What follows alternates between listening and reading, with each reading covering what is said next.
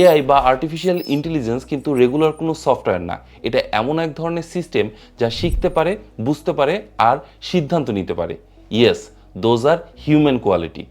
একসময় মানুষ নিজের হাতেই সব কাজ করতে পারত। তারপর এলো মেশিন।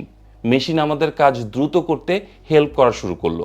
কিন্তু একটা জিনিস তখনও মানুষের হাতেই ছিল, চিন্তা করা, নতুন কিছু শেখা আর সিদ্ধান্ত গ্রহণ করা।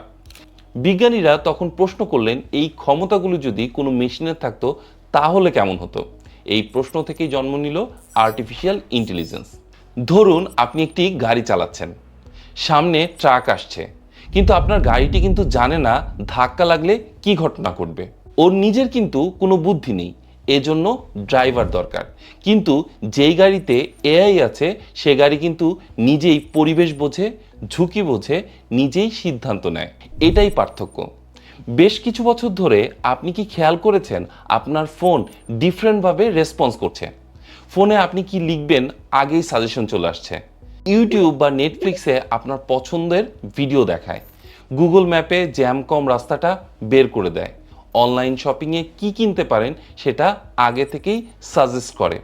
Health app heart rate, sleep track করে পরামর্শ দেয়। তাহলে প্রশ্ন হচ্ছে, এআই আর সাধারণ সফটওয়্যারের মধ্যে পার্থক্য কী? সাধারণ সফটওয়্যার বা যে কোনো মেশিন শুধু কমান্ড ফলো করে। এআই কাজটা বুঝে নিজের মতো করে শেষ করে।